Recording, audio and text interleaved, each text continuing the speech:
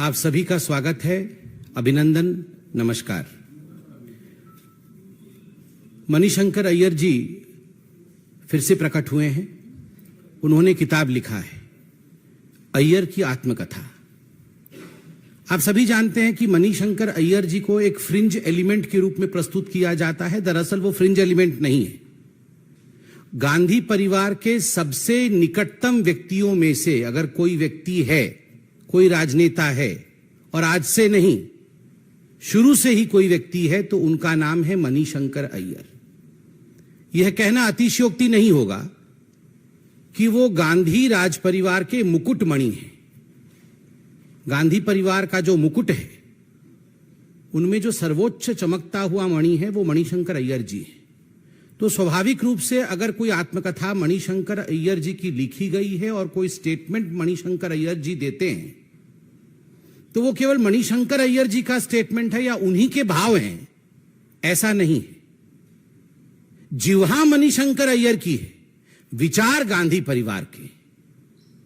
One should be extremely clear, whatever Manishankar Aiyar ji writes, speaks and projects, the pen and the tongue may be of Manishankar Aiyar, but the ideas and the objectives are the Gandhi family.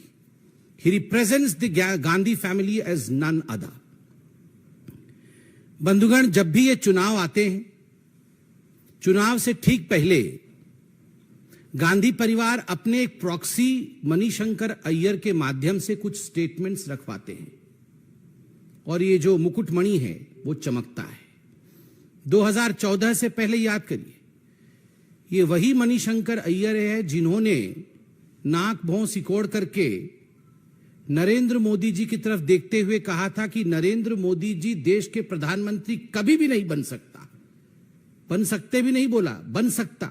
Modi कभी भी देश का प्रधानमंत्री नहीं बन सकता। ज्यादा से ज्यादा अगर वो चाहे तो आके जो प्लेनरी सेशन और जो कांग्रेस का सम्मेलन हो रहा है दिल्ली में, उसके बाहर टेंट लगा करके चाय बेचने का काम करे। नतीजा आप सबको पता है। देश की जनता ने नरेंद्र मोदी जी को, भारतीय जनता पार्टी और एनडीए को थंपिंग मेजॉरिटी के साथ सरकार बनाया।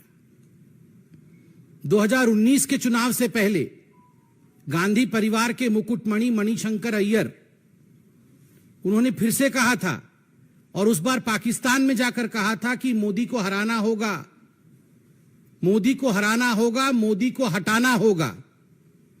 ये वही मणिशंकर अय्यर है जिन्होंने 2019 के चुनाव से पहले घोषणा की थी और जिस प्रकार के भाषा का प्रयोग किया था और कहा था कि नरेंद्र मोदी एक नीच आदमी है। देश के तमाम लोग आश्चर्यचकित रह गए थे कि आखिर गांधी परिवार के सबसे नजदीकी व्यक्ति इस प्रकार के शब्दों का प्रयोग प्रधानमंत्री के लिए कैसे कर सकते हैं। उसका भी नतीजा आपने देखा था। लोगों ने इस प्रकार के घमंड से भरे स्टेटमेंट्स और इस प्रकार घमंड से भरे नेताओं का हश्र क्या किया। 2024 का चुनाव आ रहा है, मुकुटमणि फिर से चमके। इस बार बोला ही नहीं, किताब भी लिख डाला है, और एक विषय पे नहीं, अनेक विषयों पे बोला है। मुख्यतः 3 P's, P1 परिवारवाद, P2 पक्षपात, हिंदुओं के खिलाफ पक्षपात, और P3 जिसके लिए घमंडिया के सारे नेताओं में होड़ लगी हुई है और लगेगी भी, पाकिस्तान। परिवारवाद, पक्षपात और पाकिस्तान, इन तीनों विषयों पर, और ये 3 विषय, ये जो घमंडिया अलायंस है, ये 3 विषय इस घमंडिया अलायंस के सबसे फेवरेट विषय हैं। उस पर मणिशंकर अय्यर जी ने थीसिस प्रस्तुत किया है, और अलायंस के जो the soul of the alliance has been presented by Manishankar Aiyar in the written format. जो अलायंस का आत्मा है, उसे आत्मकथा के रूप में मणिशंकर अय्यर ने रखा है। परिवारवाद, अब देखिए, परिवारवाद को लेकर पीवी नरसिम्हा राव, जो कांग्रेस के ही प्रधानमंत्री रहे, उनके लिए जिस प्रकार के शब्दों का प्रयोग किया गया है, यह स्पष्ट रूप से दिखाता है कि गांधी परिवार के प्रवक्ता गांधी परिवार से बाहर कोई और व्यक्ति देश का प्रधानमंत्री बन जाए, चाहे वो कांग्रेसी ही क्यों ना हो, इस विषय को सह नहीं सकते, कदाचित सह नहीं सकते हैं। और मैं याद दिला दूं, पीवी नरसिम्हा राव जी वो व्यक्ति थे जो थे कांग्रेस के, मगर गांधी परिवार के नहीं थे, और गांधी परिवार से बाहर कांग्रेस के वो प्रथम व्यक्ति थे जिन्होंने 5 वर्ष के कालखंड को बतौर प्रधानमंत्री पहली बार पूरा किया बगैर गांधी परिवार के होते हुए। यह गांधी परिवार कभी सह नहीं सकती थी। इसलिए मणिशंकर अय्यर द्वारा बुलवाया गया कि पीवी नरसिम्हा राव ये तो भारतीय जनता पार्टी के, ये तो कांग्रेस के ही नहीं। आप समझिए, जब सोनिया गांधी जी ने पीवी नरसिम्हा राव के मृत शरीर को कांग्रेस के मुख्यालय के अंदर आने से इनकार किया था, उसके पीछे के भाव को आज अनेकों वर्षों बाद मणिशंकर अय्यर जी ने जस का तस किताब और अपने आत्मकथा और उसके बाद अपने प्रेस वार्ता में प्रेजेंट किया है, उसे रखा है।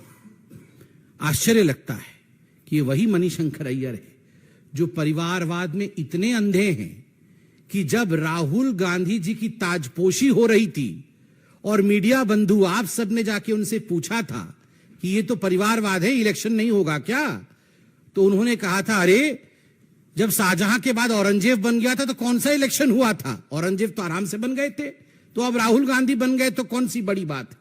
तो परिवारवाद के इतने बड़े भक्त हैं, स्वाभाविक रूप से आज नरसिम्हा राव जी के लिए इस प्रकार के शब्दों का प्रयोग कर रहे हैं। पक्षपात, हिंदुओं के खिलाफ पक्षपात, यह ना केवल कांग्रेस अपितु ये जो घमंडिया अलायंस है इसका एक बेस लाइन है। और चुनाव से पहले ठीक इस पक्षपात को मणिशंकर अय्यर जी को एक फ्रिंज के रूप में प्रस्तुत करके इस विषय को रखने का प्रयास किया गया है। वो फ्रिंज नहीं है, मैं बार बार याद दिला रहा हूं। और ये किताब का भी आना ये महज एक कोइंसिडेंस नहीं, बहुत सोच समझ करके अलायंस के विचारधाराओं को थेसिस के रूप में प्रस्तुत किया है मणिशंकर अय्यर जी ने। और इस किताब में वो लिखते हैं, भव्य राम मंदिर का निर्माण चल रहा है, देश की जनता शांतिप्रिय तरीके से इस विषय को उन्होंने ग्रहण किया। माननीय प्रधानमंत्री, यशस्वी प्रधानमंत्री नरेंद्र मोदी जी ने उद्घाटन किया, शिलान्यास किया, एक इतिहास रचने जा रहा है। और उस समय यह कहना कि मैं तो बाबरी मस्जिद का पक्षधर हूं, ये मैं तो बाबरी मस्जिद का पक्षधर हूं, ये मैं नहीं है, ये घमंडिया अलायंस है, ये कांग्रेस पार्टी की मूल विचारधारा है। This is the ideology of the घमंडिया alliance, this is the basic ideology of the Congress party which has been presented through Manishankar Aiyar today. आप सोचिए, ये वही मणिशंकर अय्यर है जिन्होंने 2019 के चुनाव से पहले राम मंदिर का विषय जब कोर्ट में चल रहा था तब उन्होंने कहा था कि अयोध्या के महल में तो 10,000 कमरे थे, क्या भारतीय जनता पार्टी या हिंदू ये प्रूव कर सकते हैं कि किस कमरे में भगवान राम का जन्म हुआ था। इस प्रकार के घृणित शब्दों का प्रयोग करने वाले व्यक्ति ने आज फिर से हिंदुओं के भावनाओं के ऊपर पक्षपाती रूप से कुठाराघात करने का काम किया है। इसलिए ये परिवारवाद और पक्षपात, और जो तीसरा पी है पाकिस्तान, उसके बिना तो ये मणिशंकर अय्यर जी या कांग्रेस पार्टी जी ही नहीं सकती है। अगर पाकिस्तान परेशान हो, पाकिस्तान के ऊपर आफत आ जाए, पाकिस्तान के ऊपर सर्जिकल स्ट्राइक हो जाए, एयर स्ट्राइक हो जाए, बाण लगता वहां है, छटपटाहट होती यहां है। मुझे बड़ा आश्चर्य हुआ, कल का दिन कितना बड़ा दिन था। आप सोच के देखिए, हिंदुस्तान ने पूरे विश्व में एक कीर्तिमान स्थापित किया, चंद्रयान साउथ पोल में लैंड कर रहा है। ठीक उसी समय एक प्रेस वार्ता आता है मणिशंकर अय्यर का, और वो कहते हैं कोट अनकोट, भारत कभी विश्व गुरु नहीं बन सकता क्योंकि भारत पाकिस्तान को नजरअंदाज कर रहा है। अगर भारत अपने पश्चिम के नेबर के साथ शांति स्थापित नहीं कर सकता, अगर भारत पाकिस्तान से बातचीत नहीं कर सकता तो भारत कभी विश्व को रास्ता नहीं दिखा सकता, भारत कभी विश्व के राह को आगे से लीड नहीं कर सकता है। मणिशंकर अय्यर जी, राहुल गांधी जी, सोनिया जी, कान खोल के सुन लीजिए, चाहे आप कितना भी भारत के लिए बद्दुआ दे दे, India has already proved its metal. Bharatvarsh ने अपने हजारों वर्ष की तपस्या के कारण, भारतीयों के परिश्रम के कारण आज हिंदुस्तान ने, भारतवर्ष ने एक नए कीर्तिमान को स्थापित किया है। इसलिए आपका यह कहना कि भारतवर्ष कभी नंबर 1 नहीं बन सकता है, यह गलत है। पाकिस्तान पाकिस्तान पाकिस्तान सर्जिकल स्ट्राइक के विषय में लिखा है कि मोदी जी सर्जिकल स्ट्राइक तो कर सकते हैं मगर पाकिस्तान से बातचीत नहीं कर सकते हैं। इससे पहले जब हमारे प्रधानमंत्री थे, हम बातचीत कर रहे थे। बड़े स्पष्ट रूप से भारत ने कहा है, नरेंद्र मोदी जी की सरकार ने स्पष्ट रूप से कहा है, talks and terror can never move together. आतंकवाद और बातचीत कभी साथ साथ नहीं चल सकती है। इसलिए सोनिया जी, राहुल जी, खड़गे जी और आपके प्रवक्ता मणिशंकर अय्यर जी इस बात को स्पष्ट रूप से सुन लीजिए, zero tolerance for terrorism. Narendra Modi ji ने स्पष्ट रूप से कहा है, आतंकवाद को सहेंगे नहीं, आंख मिला के बात करेंगे, झुका के नहीं। आप लोगों ने आंख झुका करके देश को झुकाने का काम किया था, आंख मिला करके नरेंद्र मोदी जी बात कर रहे हैं, जस को तस जवाब दिया जा रहा है। इसलिए जिस प्रकार की वार्ता आपकी पाकिस्तान को लेकर आ रही है, यह निंदाजनक है। मैं इतना ही कहूंगा, यह आत्मकथा केवल मणिशंकर अय्यर की नहीं है, यह थीसिस घमंडिया अलायंस की और ये गांधी परिवार के विचार है। बहुत बहुत धन्यवाद। कोई प्रश्न हो तो अवश्य पूछें। Yes Mohit.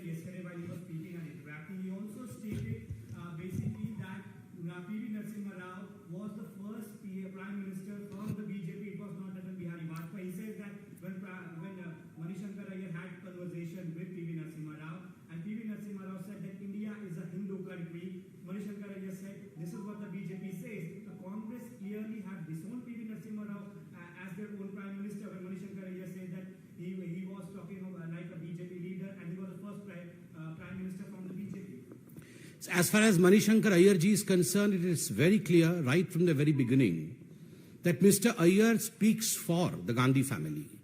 He is the spokesperson of the Gandhi family. So this is not just Mr. Manishankar Aiyar's way of thinking, it's the Gandhi family's way of thinking, and we are aptly clear about the fact that right from the very beginning, the Gandhi family or the coterie of the Gandhi family could never tolerate the fact that there was someone apart from the Gandhi family named Mr. P.V. Narasimha Rao, who was a non-Gandhi family person and could complete the term of Prime Minister's office, the 5 years term, despite being not from the family. This is the reason as to why he has been humiliated in the past, and the humiliation continues even today. The humiliation was to the extent that his cremation was not allowed in the capital. The humiliation was to the extent that his body, the mortal remains of Mr. Narasimha Rao, the Prime Minister of India, was not allowed into the Congress headquarters on the behest of the Congress President, Mrs. Sonia Gandhi. This was the level of disrespect that was shown to P.V. Narasimha Rao ji. So, of course, when today Mr. Manishankar Aiyar writes the same, I mean, this is not a matter of surprise. I believe this is their statement.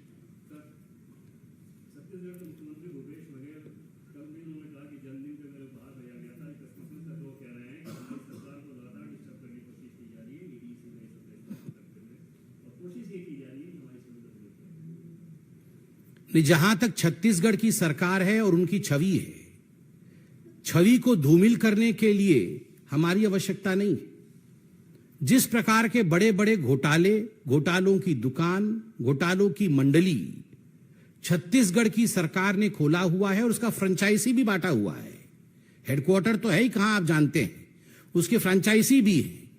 तो स्वाभाविक रूप से जब इस प्रकार से भ्रष्टाचार के दुकान खुलेंगे, घोटाले होंगे, चाहे वो सट्टा के घोटाले हों या वो शराब के घोटाले हों, चाहे वो कोयला के घोटाले हों, तो स्वाभाविक रूप से छींट उनके ऊपर पड़ेंगे।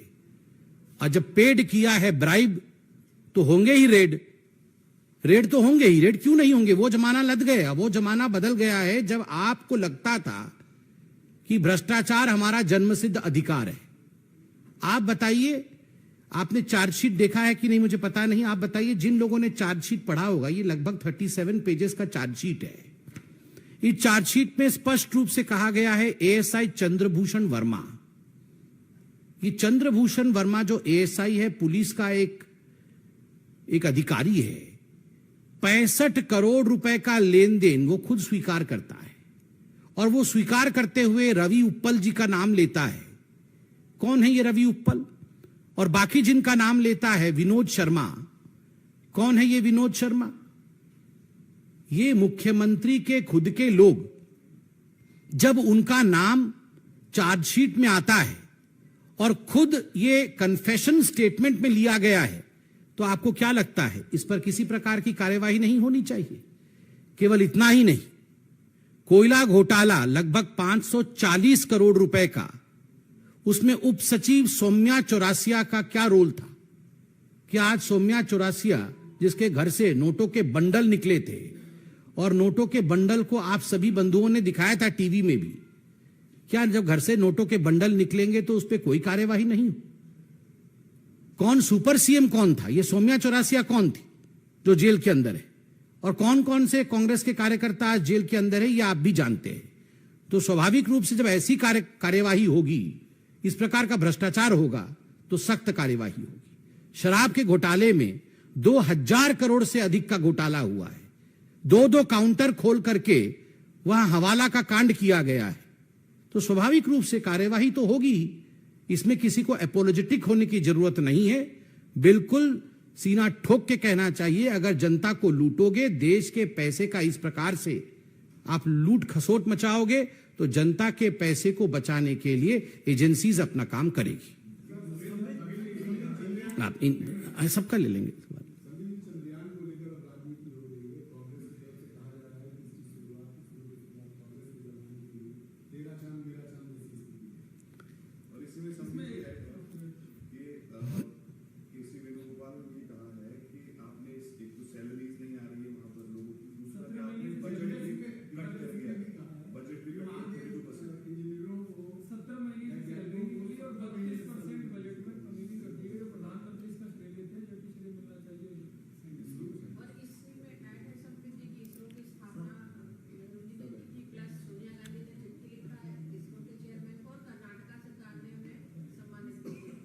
देखिए, पहले तो मैं आप सबको बधाई दूंगा कि चंद्रयान का जिस प्रकार से कल लैंडिंग हुआ मून के साउथ पोल में, और भारतवर्ष पहला देश बना मून के साउथ पोल में पहुंचने का, ये हम सब के लिए, चाहे हम प्रवक्ता हो, चाहे आप मीडिया पर्सन हो, और मेरे कैमरे के बंधु भी सामने खड़े हैं, उनको भी बहुत बधाई।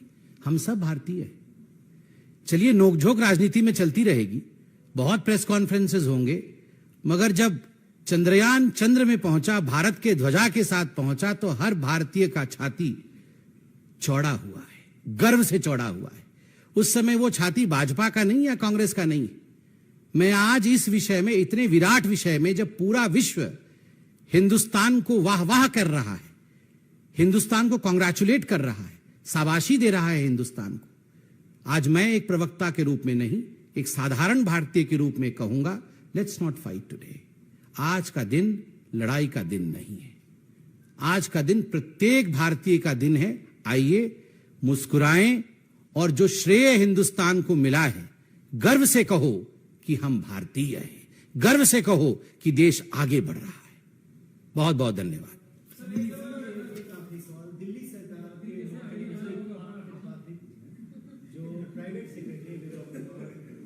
डिपार्टमेंट ने ये कहा है कि जो उनको आवास अलॉट किया गया वो टाइप 6 है, वो इसके लिए एलिजिबल है, इसका अलॉटमेंट तुरंत कैंसिल किया। माफ करिएगा, मुझे ये विषय पर, दिल्ली सरकार की रोज की लड़ाई होती है, किसको कौन सा घर अलॉट हुआ है, पानी कितना आ रहा है, वो सारे विषय में वो मोदी जी के खिलाफ कहते रहते हैं। अब मैं ये वो भूल गया हूं क्या क्या हो रहा है उनका।